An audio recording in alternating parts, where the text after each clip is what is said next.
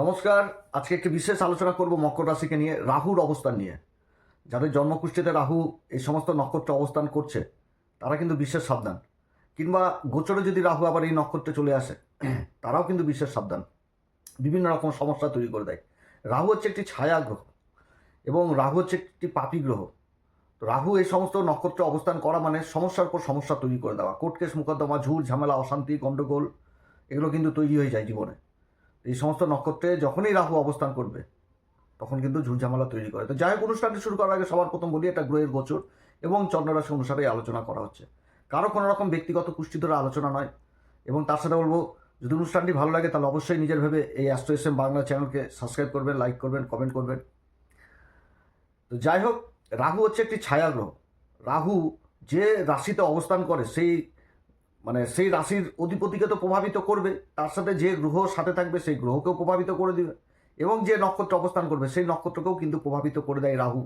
রাহু যেহেতু ছায়া গ্রহ এবং তার সাথে পাপী গ্রহ, রাহুকে কলিযুগের সর্বে বলা হয়। যা রাহু ভালো তো তার সবই ভালো। গরিবকেও রাজা করে দেয়, আবার রাজাকেও ভিখারি করে দেয়। শনিবদ রাহু বলা হয়, শনির সমান ফল দিয়ে দেয়। পাপ গ্রহের শ্রেণীতে রাহু কিন্তু সবার উপরে। তো যার জন্য রাহু হচ্ছে খুব একটা বাজে গ্রহ এক কথায় বলতে গেলে। তো যেরকম ভালো সেরকম আবার খারাপ করে দেয়। তবে কি, যে যতই ভালো অবস্থানে থাকুক রাহু, রাহু কিন্তু পাপ প্রভাব দিবে, কারণ এদের মূল স্বভাব হচ্ছে পাপ প্রভাব। রাহু, শনি, কেতু, এদের মূল স্বভাবটাই পাপ প্রভাব। তো কয়লাকে জ্বালালে যেরকম হয় আর কি, কয়লাকে যতই ধোয়া যাক ও কয়লাই থাকবে, হাতে নোংরা লাগবেই। আবার সেই কয়লাকে যদি জ্বালানো যায়, কয়লা কিন্তু আগুনে রূপান্তরিত হয়, সেই আগুন কিন্তু বিভিন্ন কাজে লাগে। তো রাহু কিন্তু প্রত্যেকটা মানুষের জীবনেই ওতপ্রোতভাবে জড়িয়ে রয়েছে, কারণ রাহু হচ্ছে অ্যাম্বিশন। রাহু সামনে এগিয়ে চলার প্রবৃত্তি দেয়, স্বপ্ন যোগায়, এমন কিছু মনের মধ্যে ইন্টেনশন তৈরি করে দেবে যে এটাই তোমার জন্য তৈরি, তুমি এদিকে এগিয়ে যাও। লোভ, লালসা সমস্ত কিছু কিন্তু রাহু তৈরি করে দেয়। যোগাযোগ টোগাযোগ সব এগুলো কিন্তু তৈরি করে দেয়। কিন্তু এই রাহু যদি পাপ গ্রহের শ্রেণীতে পাপ প্রভাব দেয়, এই যে নক্ষত্রগুলোকে তুলে ধরবো তখন কিন্তু দুর্বিষহ করে দেবে, বিভিন্ন দিক থেকে সমস্যা তৈরি করে দেবে এই রাহু। যার জন্য এই সমস্ত নক্ষত্রে রাহুর অবস্থান হলে বিশেষভাবে উপাচার করা উচিত, নিয়ম মেনে চলা উচিত। বিশেষ কিছু কিছু উপাচার রয়েছে। সব উপাচার তো আর আমরা ইউটিউবে বলি না, তখন কুষ্টিকে দেখতে হয় যে কুষ্টিতে কীরকম অবস্থানে রাহু রয়েছে, অন্যান্য গ্রহদের কীরকম অবস্থান রয়েছে, তার উপর বিশেষভাবে বিশ্লেষণ করে তখন কিন্তু রাহুর উপাচারটা দেওয়া হয়। তো যাই হোক, সবার প্রথম বলবো যে রাহু যদি আদ্রা নক্ষত্রে অবস্থান করে, রাহুর আদ্রা নক্ষত্র নিজের নক্ষত্রে অবস্থান, আদ্রা নক্ষত্র রাহুর নক্ষত্র, কিন্তু আদ্রা নক্ষত্রের যে অধিপতি দেবতা রুদ্র শিবের একটি ধ্বংসাত্মক রূপ, অর্থাৎ রূপান্তর পরিবর্তনের একটা সূচনা বলতে গেলে, যে ধ্বংসের রূপ ধ্বংস করেই তো একটা নতুন জিনিসের সূচনা। রাহু এই নক্ষত্রে অবস্থান করা মানে মনের মধ্যে ক্রোধ, জেদ এগুলো কিন্তু বিশাল একটা ভূমিকা নিয়ে নেয়, এবং কথায় কথায় গণ্ডগোল, অশান্তি এগুলো কিন্তু জড়িয়ে পড়ে। যার জন্য আদ্রা নক্ষত্রে রাহুর অবস্থান ভালো, রাহুর জন্য যথেষ্ট ভালো, কিন্তু রাহু খুব পাওয়ারফুল হয়ে যায়, কথায় কথায় অশান্তি, গণ্ডগোল, ক্রোধ এগুলো তৈরি করে দেয়। যার জন্য এই রাহুর নক্ষত্রে মানে রাহু যদি এই নক্ষত্রে থাকে তাহলে বিশেষ কিন্তু সাবধান হওয়া প্রয়োজন রয়েছে। বিশেষ করে গণ্ডগোল, অশান্তি, ঝুট ঝামেলা এগুলো থেকে যথেষ্ট এড়িয়ে চলা উচিত। না তো কিন্তু মানে অশান্তির শিকার হতে হয় এক কথায় বলতে গেলে। খুবই সাবধান এই নক্ষত্রে রাহুর এই আদ্রা নক্ষত্রে অবস্থান। সমস্যা তৈরি করে দেবে জীবনে, সমস্যা তৈরি করে দেবে, ঝুট ঝামেলা, অশান্তি, গণ্ডগোল জড়িয়ে দিবে, জীবনকে বিধ্বস্ত করে দেয় এই আদ্রা নক্ষত্র। এর যেরকম ভালো গুণ রয়েছে সেরকম কিন্তু খারাপ গুণ। আর রাহু নিজের নক্ষত্রে থাকা মানে পাওয়ারফুল, ক্রোধী হয়, খুব জেদি হয়, ক্রোধী জেদি এরকম মনোভাবের হয়ে যায় এই আদ্রা নক্ষত্রে রাহুর অবস্থান। এরপরে যে নক্ষত্রটির কথা বলবো সেটা হচ্ছে কি বুধের নক্ষত্র, অশ্লেষা নক্ষত্র। অশ্লেষা নক্ষত্র বুধের নক্ষত্র। এই নক্ষত্রে যদি রাহু অবস্থান করে তাহলে কিন্তু খুব বেআইনি পথ, ছল চাতুরি, ইন্টেনশনটা কিন্তু খুব অন্য মেজাজের করে দেয়। নিজের জিনিসকে পাওয়ার জন্য বিপরীত রাস্তাতেও নিয়ে চলে যায়। ভালো জিনিসটা না করে বিপরীত দিকে চলে যায়, খারাপ জিনিসটা করে নেয়। কীভাবে নিজের জিনিস বা আঁকড়ে ধরে থাকা বা ছিনিয়ে নেওয়া, ছলচাতুরি করা, বেআইনি পদ্ধতি এগুলো করে নেওয়া, এগুলো কিন্তু তৈরি করে দেয় এই অশ্লেষা নক্ষত্রে। খুবই ছলচাতুরি জিনিসটা নিয়ে চলে আসে রাহু যখন এই নক্ষত্রে। আর এই নক্ষত্রে যখন 3, 6, 8 ঘরকে অবস্থান করবে, তৃতীয় ঘর, ষষ্ঠ ঘর, অষ্টম ঘর, দ্বাদশ ঘর, তাহলে তো বেআইনি পদ্ধতিতে এমন অবস্থায় নিয়ে যাবে যে কোর্ট কেস মোকদ্দমা সুদ্ধাও কিন্তু জাতক জাতিকাকে ভোগ করতে হবে। যার জন্য যাদের জন্মকুষ্ঠিতে রাহু এই অশ্লেষা নক্ষত্রে রয়েছে তারা কিন্তু বিশেষ সাবধানের সাথে চলাফেরা করতে হবে। বেআইনি পথ, ইন্টেনশন সঠিক রাখতে হবে। এই অশ্লেষা নক্ষত্র খুব জেদি প্রবৃত্তি হয়, কোনো কিছু বুঝে না নিজের জিনিস ছাড়া। নিজের জিনিসকে হাসিল করার জন্য এরা অনেক কিছু করে। তো যাই হোক, অশ্লেষা নক্ষত্রে রাহুর অবস্থান কোনোভাবেই কিন্তু ভালো না। এরপরে যে নক্ষত্রটির কথা বলবো সেটা হচ্ছে কি কেতুর নক্ষত্র মঘা নক্ষত্র। মঘা নক্ষত্রে যখন রাহু অবস্থান করে তখন এর প্রভাবটা কিন্তু অন্যরকম হয়। এখানটাতে রাহু মঘা নক্ষত্রে আসা মানে, কেতুর নক্ষত্রে আসা মানে পারিবারিক ঝুটঝামেলা, অশান্তি, গণ্ডগোল এগুলোর শিকার হয়ে যায় জাতক কিংবা জাতিকা। নিজেদের পৈতৃক সম্পত্তি জনিত বিবাদ, বাড়ির মানে জায়গা জমি সংক্রান্ত এগুলো বিবাদ তৈরি করে দেয়। ব্যবসা বাণিজ্য নিয়ে গণ্ডগোল তৈরি করে দেয়। যে পৈতৃক হস্তান্তর হচ্ছে, যে ঠাকুরদাদা সম্পত্তি পিতা পিতা ভোগ করলো, পিতার সম্পত্তি তার সন্তানরা ভোগ করবে, তখন ওই সন্তানদের মধ্যে গণ্ডগোল অশান্তি লেগে যাবে, কোর্ট কেস মোকদ্দমা শুরু হয়ে যাবে। এই রাহু যদি কারোর মঘা নক্ষত্রে থাকে, এই মানে এই সমস্ত জাতকদের জায়গা জমি সংক্রান্ত নিজের অধিকারের জন্য লড়াই করতে হয় এবং কোর্ট কেস মোকদ্দমা এগুলো কিন্তু একটা জীবনে ছাপ পড়ে যায় এই মঘা নক্ষত্র। এদিক থেকে কিন্তু বিশেষ সাবধান। যার জন্য যাদের জন্মকুষ্ঠিতে রাহু মঘা নক্ষত্রে রয়েছে, জায়গা জমি সংক্রান্ত যদি বিবাদ হয় তাহলে এদিক থেকে কিন্তু সাবধান, মিউচুয়াল ঠান্ডা মাথায় করতে হবে। আর রাহু কি ছলচাতুরি জিনিসটাকে বেশি বোঝায়, ইন্টেনশনটা কিন্তু অনেক ধরনের হয়, বিভিন্ন রকম পদ্ধতি বুঝাবে রাহু। তো মঘা নক্ষত্রে থাকলে জায়গা জমি সংক্রান্ত যদি বিবাদ হয় তাহলে মাথা ঠান্ডা করেই কাজ করা উচিত, এই মঘা নক্ষত্রে রাহুর এই অবস্থান। আর যদি 3, 6, 8, 12-তে হয়ে যায় তাহলে তো হয়ে গেল, গণ্ডগোল অশান্তি এগুলো থাকবেই জীবনে, জায়গা জমি সংক্রান্ত বিবাদ। এরপরে যে নক্ষত্রটি কথা বলবো সেটা হচ্ছে চিত্রা নক্ষত্র, মঙ্গলের নক্ষত্র, অধিপতি দেবতা বিশ্বকর্মা, 2টি চরণ পরে কন্যা রাশিতে, 2টি চরণ পরে তুলা রাশিতে। তো চিত্রা নক্ষত্রে রাহুর অবস্থান হওয়া মানে এটা তো একটা ইঞ্জিনিয়ারিং লেভেলের মানে জিনিসটা হয়, মানে নির্মাণ কার্য এই সমস্ত জায়গাগুলো জিনিসটাকে বেশি করে বোঝায় আর কি, যেখানে প্রোডাকশন হচ্ছে।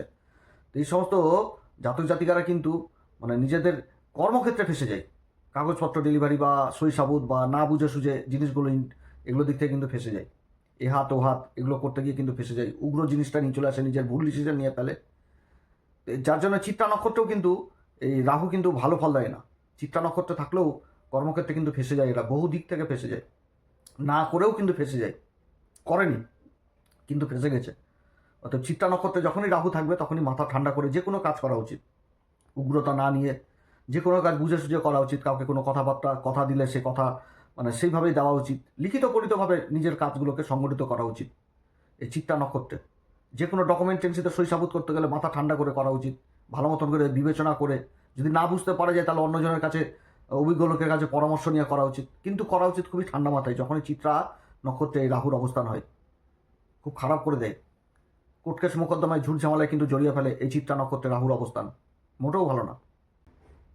এরপরে যে নক্ষত্রটির কথা বলবো সেটা কিন্তু রাহুর নক্ষত্র, সাথী নক্ষত্র। সাথী নক্ষত্রে রাহুর অবস্থান করলে কি ধোকাদারি হয়ে যায়, এখানে বিশ্বাস করা খুব দায় হয়ে যায়। যার জন্য কাগজপত্র সই সাবুত করে যথেষ্ট সাবধান, কারণ মুখের কথা কারো বিশ্বাস করা যাবে না এবং দেখে শুনেই করতে হবে। কারণ সাথী নক্ষত্র তুলা রাশিতেই পড়ে, ব্যবসায়িক ঘর, তো এরা কিন্তু ধোকাদারির শিকার হয়ে যায়। যে কাউকে বিশ্বাস করে কোনো জায়গাতে কাগজপত্রে সই সাবুত করলো, চেক টেক দিয়ে দিল, পরে কিন্তু এটা গলার কাটার মতন আটকে যায়। অর্থাৎ সাথী নক্ষত্রে যাদের রাহুর অবস্থান, রাহুর কিন্তু নিজের নক্ষত্রে অবস্থান, নিজের নক্ষত্রে ভালো ফল দিবে। আমি কিন্তু এখানটাতে গ্রহ যখনই নিজের নক্ষত্রে অবস্থান করবে ভালো ফল দিবে, কিন্তু কি বিশ্বাসের জায়গাটা কিন্তু অন্যরকম। আমি কাউকে বিশ্বাস করছি, কাউকে একটা কাগজ দিলাম সই সাবুত করে, পরবর্তীতে যাকে দেওয়া হবে সেই ফাঁসাবে। এই সাথী নক্ষত্রকে কিন্তু ফাঁসিয়ে দেয়, কিন্তু সাথী নক্ষত্রকে ফাঁসিয়ে সেই জিনিসটা আসতে পারে না, সাময়িক কষ্ট হয়, কিন্তু পরবর্তীতে আবার সেই লেভেলটা পূরণও করে নেয় সাথী নক্ষত্র। কারণ সাথী নক্ষত্রের উপর মা সরস্বতীর একটা বিশেষ কৃপা থাকে, বুদ্ধির দ্বারা জ্ঞানের দ্বারা সেখান থেকে ফিরেও আসে, কিন্তু ফেস করতে হবে।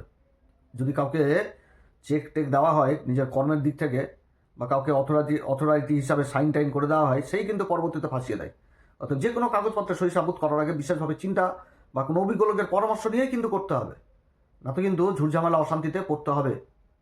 এ সাথী নক্ষত্রে রাহু নিজের নক্ষত্র, যথেষ্ট ভালো ফল দেয়। আর কি যে রাহু এই নক্ষত্রে থাকে, যদি কেউ পিছন দিক থেকে কোনো কথা বলে দেয় বা সমালোচনা করে দেয় তখন কিন্তু নিজেকে আবার ঠিক রাখতে পারে না, তখনও কিন্তু অশান্তি গণ্ডগোলের মধ্যে জুড়ে যায়। এই জিনিসটা কিন্তু মনে রাখতে হবে, যে কেউ কিছু বললো পিছন দিক থেকে ধরে নিলাম, তাহলে কিন্তু মানে ওটাও কিন্তু বিশাল আকার ধারণ করে নেবে। কারণ এই নক্ষত্রের অধিপতি দেবতা হচ্ছে বায়ুদেব, তো বায়ুতে এক জায়গায় স্থির থাকে না, বৃদ্ধি করিয়ে দেয়। তো ঝুটঝামেলা গণ্ডগোল অশান্তি এগুলো দিক থেকে কিন্তু এই স্বাতী নক্ষত্রের রাহুর অবস্থান যথেষ্ট দূরে থাকতে হবে, যথেষ্ট দূরে থাকতে হবে। রাহু নিজের নক্ষত্র অবস্থান করলেও কিন্তু খারাপ প্রভাব দেয়, কোন দিক থেকে, এই দিক থেকে, যে কাউকে বিশ্বাস করা যাবে না, বিশেষ করে কাউকে কোনো কাগজপত্র চেক টেক সাইন এগুলো দিক থেকে বিশ্বাস করা যাবে না। টাকা পয়সা দিয়ে বা কারোর দায়িত্ব নেওয়া যাবে না, অশান্তি গণ্ডগোলে ফেলে দিবে। এরপরে যে নক্ষত্রটির কথা বলবো সেটা হচ্ছে কি জ্যেষ্ঠা নক্ষত্র। জ্যেষ্ঠা নক্ষত্রের 4টি চরণই বৃশ্চিক রাশিতে পড়ে। তো জ্যেষ্ঠা নক্ষত্র বুধের নক্ষত্র, কিন্তু অধিপতি দেবতা হচ্ছে কি ইন্দ্রদেব। এখানটাতে রাহুর অবস্থান মোটেও কিন্তু ভালো না। যদি 3, 6, 8 বারও ঘরে যদি পড়ে যায়, তো এই নক্ষত্রটা কিন্তু গোপন সম্পর্কে জড়িয়ে ফেলার প্রবল সম্ভাবনা থাকে। যার জন্য এইখানটাতে এই গোপন সম্পর্ক নিয়ে কিছুটা কিন্তু জিনিস ঘটে যায় জীবনে, যে ইন্টারনাল অ্যাফেয়ার, যে বেশিরভাগ কিন্তু ঘটে যায় এই সমস্ত জাতক জাতিকাদের ক্ষেত্রে, যে কোথাও একটা বেফাস হয়ে যাওয়া বা ধরা পড়ে যাওয়া বা সমাজের চোখে খারাপ হয়ে যাওয়া, বা যেটা হয় আর কি কোর্ট কেস মোকদ্দমায় জড়িয়ে যায়, আইনগত সমস্যাতেও চলে আসে, সংঘর্ষ নিয়ে চলে আসে জীবনে এগুলো। তারপরে বেআইনি পদ্ধতি, গোপন পদ্ধতি, এগুলো ইন্টেনশনগুলো নিয়ে চলে আসে। আবার জ্যেষ্ঠা নক্ষত্র রাহুর অবস্থান কিন্তু এটাও বুঝায় যে কোনো কিছু গোপন জিনিস সেটাকে লিক করে দেওয়া বা সমাজের সামনে ফেলে দেওয়া, যার জন্য কিন্তু কোর্ট কেস মোকদ্দমা মানে হয়ে যায়। এই জিনিসগুলোর জন্য একটা অশান্তি গণ্ডগোল চরম হয়ে যায় এই জ্যেষ্ঠা নক্ষত্রে। হেভি সংঘর্ষের নক্ষত্র তো জ্যেষ্ঠা নক্ষত্র। জ্যেষ্ঠা নক্ষত্র সংঘর্ষের নক্ষত্র, চ্যালেঞ্জ মোকাবেলা। রাহু এখানে তো অবস্থান করা মানে কি আরও উগ্র করে দেওয়া, ক্রোধী করে দেওয়া, জেদি করে দেওয়া, ইন্টেনশন, গোপন কাজ, গোপন বেআইনি পথ, গোপন পদ্ধতি, গোপন লালসা, লোভ লালসা, এগুলো মনের মধ্যে তৈরি করে ফেলে দেওয়া। এটা তো মোটেও ঠিক নাই, যার জন্য এই নক্ষত্রে রাহুর অবস্থান মোটেও ভালো না। এই কয়েকটি নক্ষত্রকে নিয়ে বললাম, এই কয়েকটি নক্ষত্রে রাহুর অবস্থান মোটেও কিন্তু ভালো না। সাবধানে থাকতে হবে, সাবধানের মান নাই, থাকতে হবে সাবধানে। এদিক থেকে যদি আগে থেকে সাবধানে চলি তাহলে তো যথেষ্ট ভালো। তো যাই হোক, এরপরে আবার আসবে এরকম একটি রুচক সংবাদ নিয়ে। আপনারা সবাই ভালো থাকেন। যদি অনুষ্ঠান ভালো লাগে তাহলে অবশ্যই লাইক করবেন, শেয়ার করবেন, সাবস্ক্রাইব করবেন। আর তার সাথে রাহুর যে উপাচার, রাহুর উপাচার বিভিন্ন রকম ক্ষেত্রে করা হয়। একমাত্র কুষ্টি না দেখে রাহুর উপাচার অতটা খাটে না। যে কোনো কুষ্টি দেখেই রাহুর উপাচারটা করা উচিত। রাহুকে দিয়ে তো শুধু বিবেচনা করলে হবে না, অনেক গ্রহের বিবেচনা করতে হবে, শনির বিচার করতে হবে, তার নক্ষত্রের গুণগুলো দেখতে হবে, দেবগুরু বৃহস্পতি কীভাবে রয়েছে। কিন্তু রাহু যদি এই নক্ষত্রে থাকে তখন কিন্তু ব্যতিব্যস্ত করে দিবে, যার জন্য বিশেষ সাবধান। তো যাদের জন্মকুষ্ঠিতে রাহুর এরকম অবস্থান রয়েছে অবশ্যই ভালো জ্যোতিষী ও পরামর্শ নেবেন জীবনে। আশেপাশে যদি ভালো জ্যোতিষী থাকে তাদের সাথে পরামর্শ করবেন, কীভাবে কোন উপাচার করলে, কোন দিকে চললে এগুলো মানে যথেষ্ট ভালো প্রভাবটা পাওয়া যায়। তো এটা কিন্তু একটা ভালো জ্যোতিষী বলতে হবে। আপনারা আমাদের সাথেও যোগাযোগ করতে পারেন, আমাদের হোয়াটসঅ্যাপ নাম্বার দেওয়া রয়েছে, তবে আমাদের এখানে শুল্ক লাগু থাকছে, একটু সময় লাগে, সময় করেই দেখি আর কি। তো যাই হোক, আমাদের সাথেই যে যোগাযোগ করতে হবে এরকম কোনো ব্যাপার নয়। সমাজে আমাদের থেকে বহু বড় বড় জ্যোতিষী রয়েছে, তাদের সাথে যোগাযোগ করলে চলবে, কোনো ব্যাপার না। আপনারা সবাই ভালো থাকেন। নমস্কার, ধন্যবাদ।